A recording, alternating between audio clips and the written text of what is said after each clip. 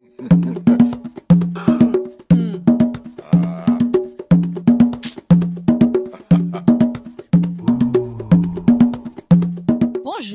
je me trouve actuellement en compagnie de l'un des plus grands rappeurs centrafricains qui s'appelle Naza Naza. Moi, je l'ai connu au nom de Laza, mais il se fait appeler Empereur.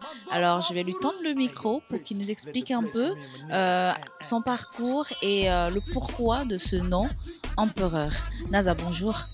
Bonjour, moi, Sista. Je suis très contente de te revoir après toutes ces années, on va dire. On vit dans la même ville, mais on n'a pas tout le temps l'occasion de se rencontrer. Alors c'est un honneur pour moi et merci encore d'avoir accepté de répondre aux questions de Bangui Wood. Est-ce que on peut revenir un peu sur ton parcours artistique depuis Bangui? Parce que moi je t'ai connu à Bangui quand même. Ouais, bien sûr. Je sais, ça fait déjà plus de 15 à 20 ans que moi et Lydie on se connaît à l'espace Lingaterre. C'est d'abord qu'on a fait notre connaissance parce qu'il y avait un truc de rap qui s'est passé là-bas, on appelle Attack Rap. C'était notre commencement, on était d'abord tout petit, on était d'abord rien quoi. C'est là-bas que nous sommes devenus maintenant des vrais Bambara de Baza Bangui quoi. Rien, je suis pas d'accord parce que je me rappelle qu'à l'époque toutes les filles étaient à vos pieds tellement vous cartonniez. Donc tu peux qu'est-ce qui a eu l'idée de créer ce groupe-là? Bon, tu sais, nous ne sommes pas des fils à papa, parce que nous on compte pas sur quelqu'un pour vivre. Donc on se battait pour vivre à notre vie parce que nous sommes nés au kilomètre 5. Et pour être un jeune au kilomètre 5, c'est pas facile parce que c'est une ville très dangereuse. Et il y a trop de criminalité là-bas au kilomètre 5. Donc chacun fait ce qu'il veut, le père regarde quoi. Si tu veux être un bandit ou criminel, c'est ton problème. Donc nous on n'a pas choisi pour tuer, pour voler, mais on a choisi de transmettre notre colère, tout ce que nous vivons au kilomètre 5 à travers notre musique. Et vous étiez 3 jeunes dans ce groupe-là. Je me rappelle plus, il y avait Naza, toi et Daza, non? Au début, c'était Bambara de Baza Bangui. Après, j'ai eu l'idée de créer Latibro.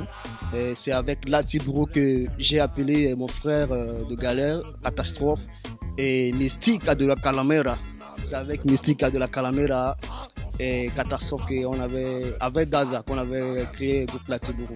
Et j'ai cru comprendre, j'ai entendu que Catastrophe est décédé, c'est vrai ça? Ouais, tout ça c'est la pauvreté. Lui il a choisi de boire de l'alcool parce que moi je suis quelqu'un qui est trop spirituel. Je lisais trop la Bible et le Coran, donc j'ai fréquenté trop les milieux religieux. Donc j'ai eu l'esprit de ne pas boire et de fumer la cigarette et de chercher les femmes. Et ça qui a fait ma force, c'est que moi-même je suis en vie. Si je buvais l'alcool ou je fumais des drogues, des quoi comme ça, là, je ne savais pas encore. Regarde comment je suis toujours beau. Je suis toujours Naza, toujours l'empereur, toujours beau. Toujours, parce que je vais représenter toujours mon frais. pays, toujours frais. Tu as fait partie d'un collectif qui s'appelait à l'époque Bangos Rap. On n'en entend plus parler. C'était le coup d'état de François Bouzézé qui nous a divisés. On avait perdu beaucoup les gens. Et Patassé devait nous aider parce qu'on avait fait un concert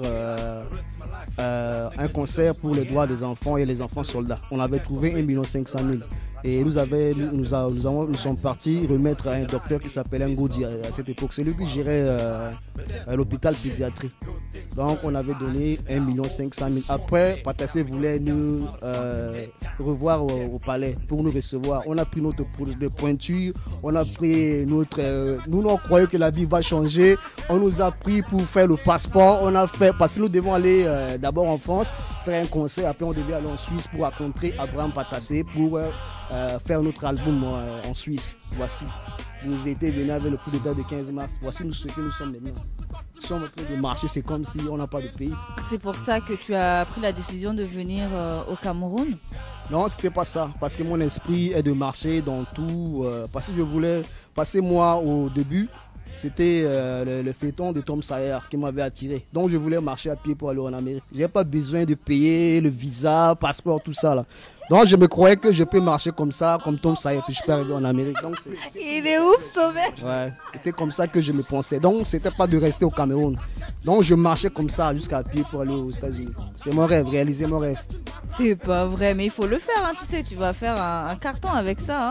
Parce que c'est Dieu qui m'a donné cette force. Donc je suis toujours là avec la foi parce que j'ai confiance en moi, je ne fume pas, je ne bois pas, je ne cherche pas n'importe quelle femme, parce que je sais que je suis un roi, un jour je serai un roi dans mon pays, je vais gouverner dans mon pays, donc je ne blague pas avec ça, je sais que je vais marcher à pied jusqu'à arriver à les États-Unis.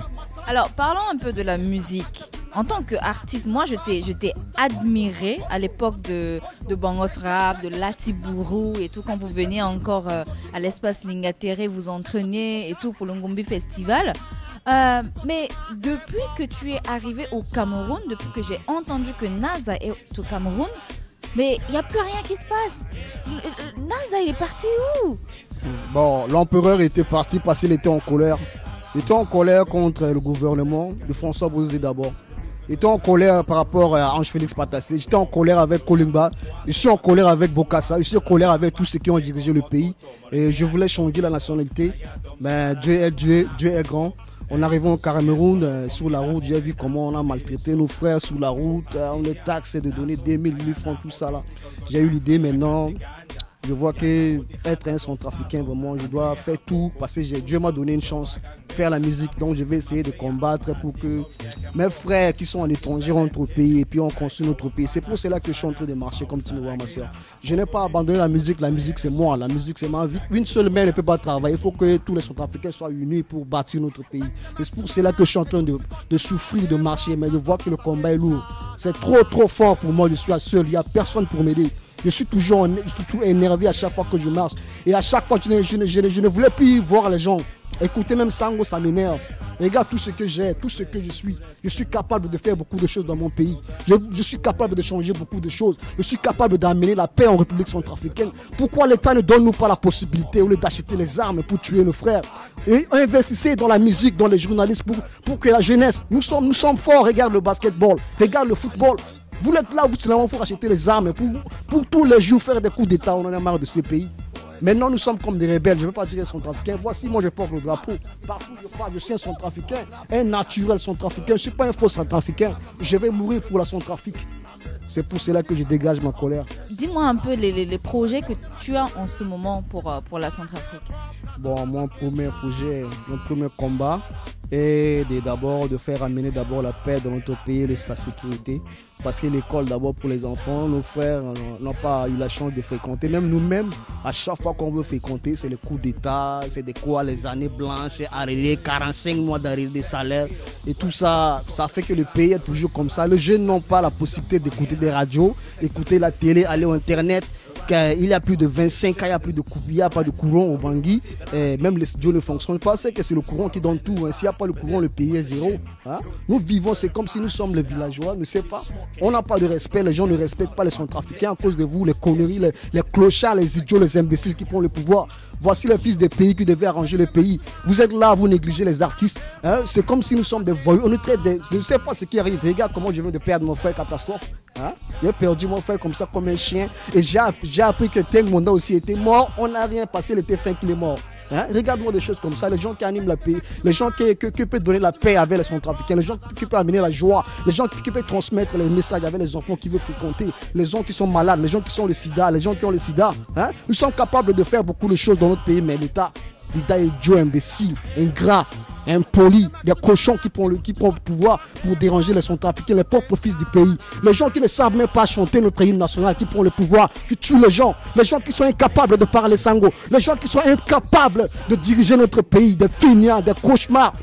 Bon, j'en ai marre de ces bagarres des taureaux. À chaque fois, c'est toujours des papas macros qui amènent la politique pour manipuler la jeunesse, pour aller brûler le drapeau des Français. Et vous savez bien que la France, avec la Centrafrique, avait signé un contrat, c'est éternité. On va mourir avec la France, quoi que vous fassiez. La France est toujours là. Même malgré tout ce qu'on dit que la France nous vole. Mais c'est Dieu qui nous a donné toutes ces richesses. Ça va rester toujours, tout le temps, chaque élection. Vous disiez que la France vole. Mais c'est Dieu qui nous a donné. Hein? Ça ne peut même pas finir. Jusqu'à nous allons finir, jusqu'à la fin du monde, notre richesse est toujours là. Nous sommes seulement à 3 500 000 d'habitants. Pourquoi faire la guerre? Hein?